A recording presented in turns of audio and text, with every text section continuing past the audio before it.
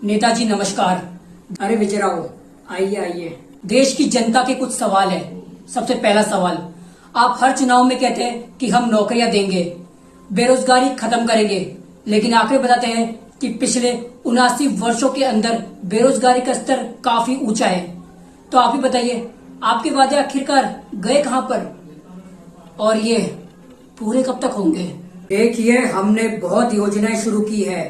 मेरा दूसरा सवाल, आपके बच्चे विदेशों में पढ़ते हैं, प्राइवेट अस्पतालों में इलाज करवाते हैं, लेकिन जब देश के गवर्नमेंट स्कूलों और गवर्नमेंट अस्पतालों को देखता हूं तो उनकी स्थिति काफी ज्यादा खराब लगती है। क्या आपको देश की जनता और उनके बच्चों की जान, क्या आपके लिए कोई मायने नहीं रखती है?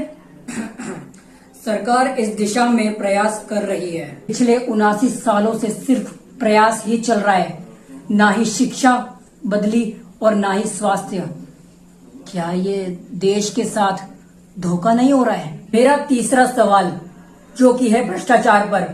आप मंच पर कहते हैं कि हम भ्रष्टाचार मिटाएंगे, लेकिन आपके ही दल के नेता भ्रष्टाचार के घोटालों में पकड़े जाते हैं। अब आप ही बताइए, आपके देश की जनता आखिरकार आप पर भरोसा कैसे कर सकती है? देखिए, भ्रष्टाचार पर जीरो टॉलरेंस है। तो कितने बड़े नेता जेल में बैठे हैं, एक छोटे कर्मचारी पर तो कार्रवाई होती है, लेकिन जो बड़े घोटालेबाज होते हैं उनको आखिरकार क्यों बचाया जाता है? नेताजी, महंगाई आसमान छू रही है। आम आदमी पेट्रोल, गैस और सब्जियों के बढ़ते दामों से परेशान है। आपकी गाड़ी फ्री में चल रही है, आपका घर सब्सिडी पर चल रहा है।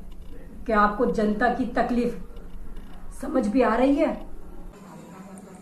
यह अंतर्राष्ट्रीय हालात की वजह से है। नेताजी, देश की जनता पेट्रोल पंप पर अंतर्राष्ट्रीय हालात नहीं भरवाती, उन्हें वहां जाकर जेब से पैसे निकालने पड़ते हैं। किसान देश की रीढ़ है, लेकिन अधिकतर आत्महत्या किसान ही कर रहे हैं। क्या आपका विकास इस देश के बड़े उद्योगपतियों के लिए ही है? नहीं, ऐसा नहीं है। आखिरकार किसानों की हालत क्यों नहीं सुधर रही है? उन्हें एमएसपी पर फसल खरीदने की गारंटी क्यों नहीं दी जा रही है? नेताजी, आप हर चुनाव में वादा करते हैं कि आप 2 करोड़ नौकरियां दिलाएंगे, काला धन वापसी, भ्रष्टाचार खत्म।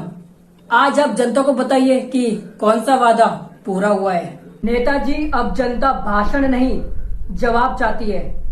संविधान में यह कहा गया है कि जनता सर्वोपरि है। अब आप जनता को उनका हक दिलाएंगे या फिर सिर्फ बड़े बड़े वादे ही करते जाएंगे?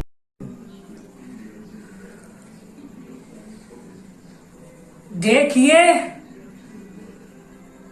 इंटरव्यू खत्म।